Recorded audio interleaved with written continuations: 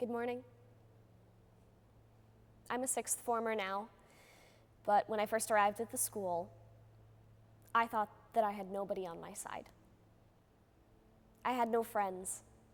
I had advisors, and I had teachers. My parents were a phone call away, and I used them a lot.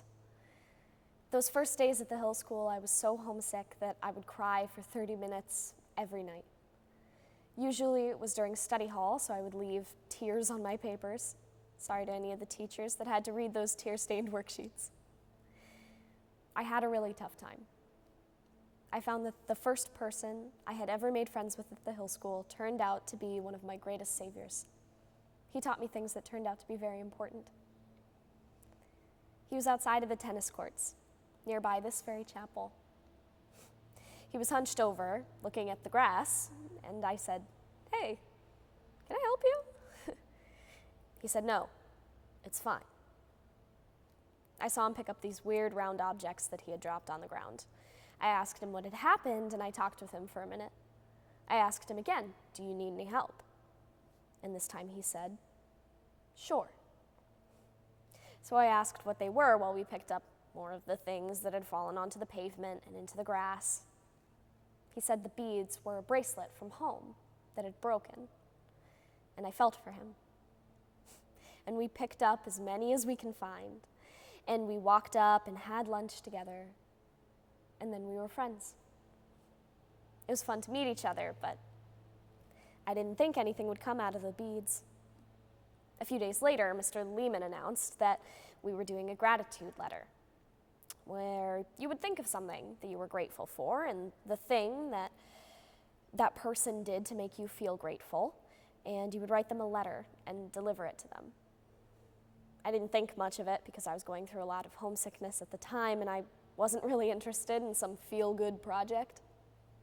I was thinking, you know what would be a much better use of my time?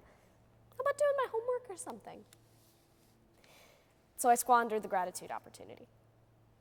But guess who didn't? My friend with the beads. To my surprise, his letter was written to the one and only bracelet collector, me. At the time I was confused when he handed me the letter. I wasn't quite sure what he intended.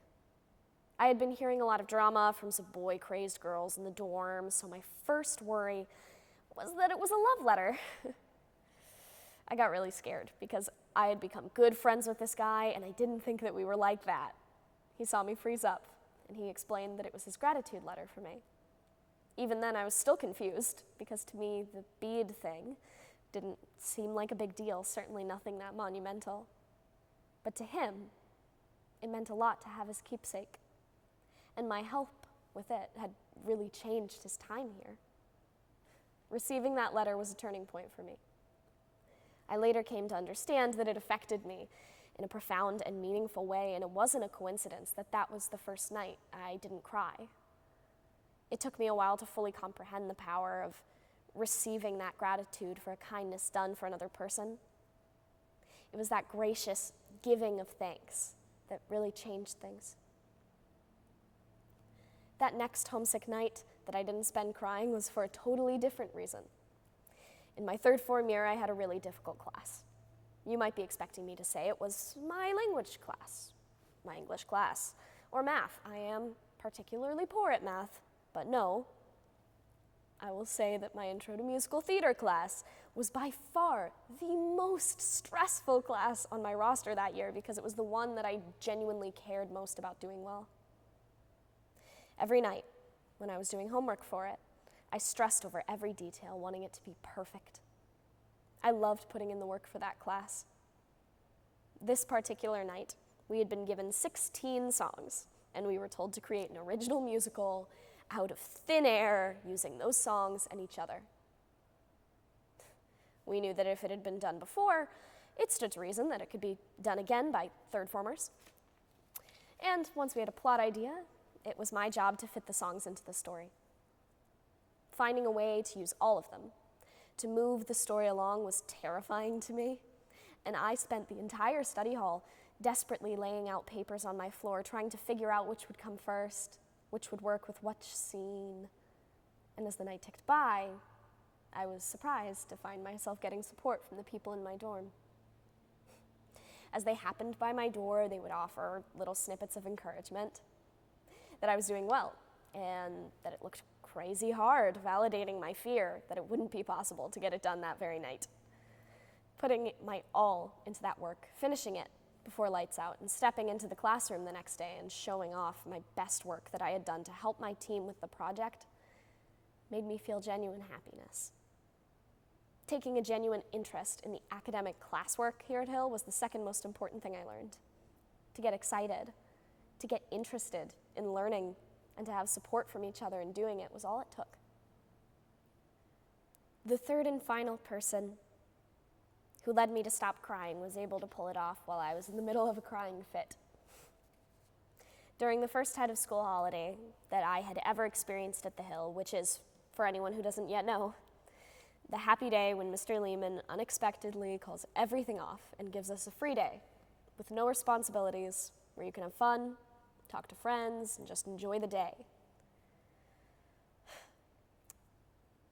It was supposed to be a happy day, but my homesickness hit as hard as it had ever done the entire year since I didn't have a full schedule to distract me. I found myself basically alone because most of my best friends at the time were day students.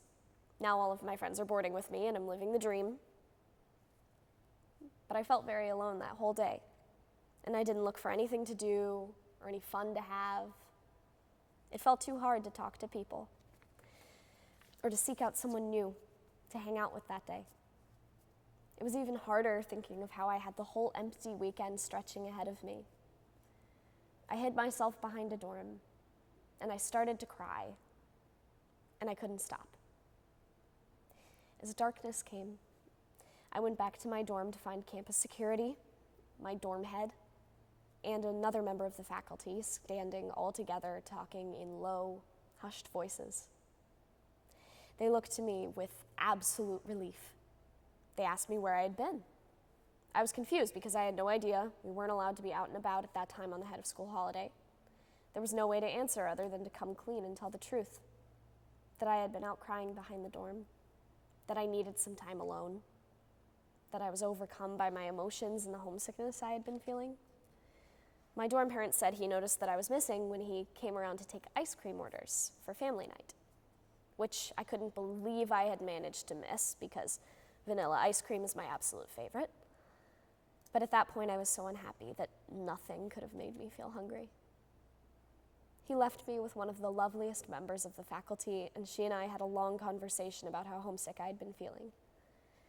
It was the first time I had admitted it to anyone other than my advisor and my prefects, that I didn't know how to deal with homesickness, that I didn't like it at Hill, that I wanted to go home, that I was having a very hard time boarding.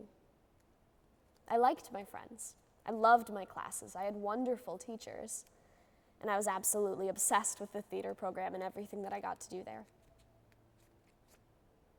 But I was having a truly hard time fitting into the dorm life, feeling valued there, feeling happy, feeling understood or even included. To me, my dorm felt severely lacking. She told me about how there were other people who felt just that way, how it was okay to ask for help, how this was a problem that could be fixed. I let out a few more tears, and she gave me a big hug, and she told me that everything was going to work out.